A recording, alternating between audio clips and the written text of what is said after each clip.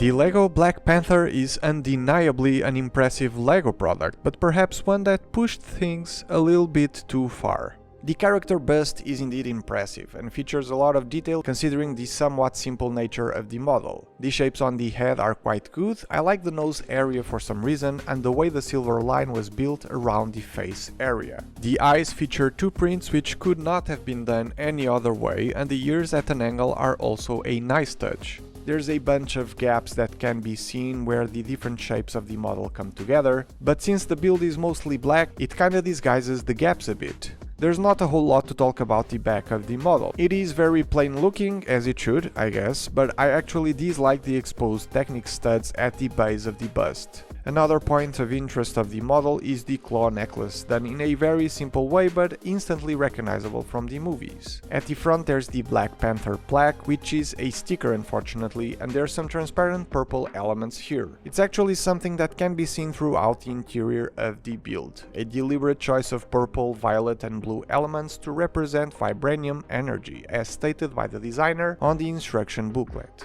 The hands with the Wakanda Forever pose feel a bit awkward though. The wrist area up to the knuckles is very good in my eyes, but the fingers are kinda weird and frail looking.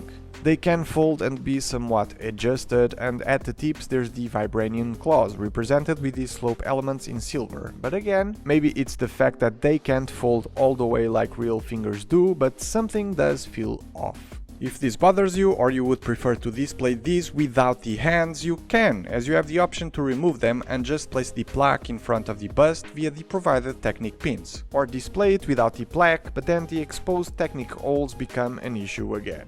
Now, one thing I'll mention is that this is a 3000 piece model, and you can only get a sense of scale once you see it up close. This is probably a 1:1 scale replica, and if you're not convinced, here I am next to it.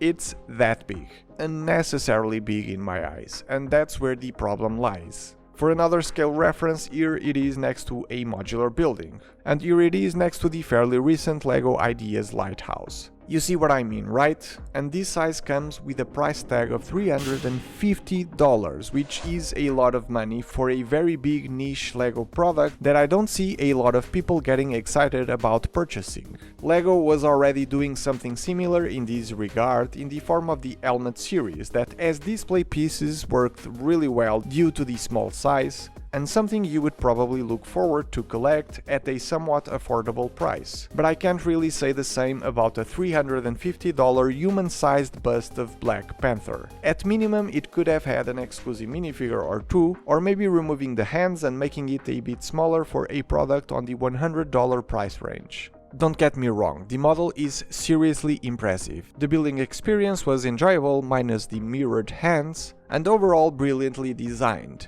But the concept in itself, the scale and the steep price make it a really hard LEGO set that I would recommend to people.